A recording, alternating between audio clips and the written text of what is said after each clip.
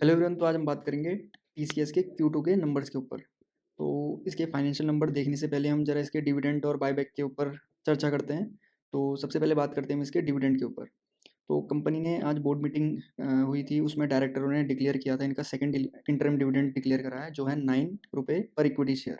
ठीक है, यानी कि अगर आपके पास एक शेयर है तो आप 9 रुपये इसके डिविडेंड पाने के लिए आप एलिजिबल हो गए। और जो इंटरिम डिविडेंड जो ये डिक्लेयर किया है वो ट्यूसडे नवंबर 7 यानी कि 7 नवंबर तक का आपके जो भी शेयर होल्डर होंगे इसके टीसीएस के जो भी एलिजिबल होंगे उसको 7 नवंबर तक का पेड हो जाएंगे वो। और जो इसकी रिकॉर्ड डेट है वो रिकॉर्ड डेट आपको दे रखी है 19 अक्टूबर। ठीक है, तो यानी कि उससे पहले पहले आपके पास इसका शेयर होना चाहिए, तभी आप इसके डिविडेंड के लिए एलिजिबल हो पाओगे। तो आइए अब देखते हैं इसके बायबैक पे। तो अगर हम बायबैक की बात करें, the board of director at its meeting held on 11 October has approved a proposal to buyback up to 4,09,63,855 share. यानी कि इतने शेयर वो टेंडर रूट के थ्रू आपसे बायबैक में लेंगे। मतलब प्रमोटर्स ले रहे हैं ये आपसे शेयर, वो एटलीस्ट है 17,000 करोड़ का इतने अमाउंट का अ, आपसे बायबैक करेंगे वो शेयर के थ्रू। ठीक है, वो 1.12% है ऑफ होल इक्विटी शेयर। और जो अमाउंट है, जो बायबैक का जो प्राइस है वो है 4,150।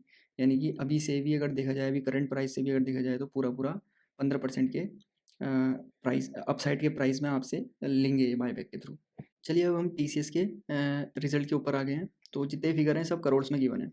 तो सबसे पहले बात करते हैं हम इसके टोटल इनकम की। इनकम अगर इनकी देखी जाए तो 56,000 करोड़ से बढ़कर आ रहा है 60,000 करोड़ ईयरली बेसिस में। क्वार्टरली बेसिस में अगर देखा जाए तो 60,778 करोड़ से थोड़ा सा घटकर आ रहा है 60,698 करोड़। तो क्वार्टरली में अगर देखा जाए तो इसकी इनकम में डिप देखने को मिला है, बट ईयरली बेसिस में अच्छा खासा जंप है इसकी इनकम पे।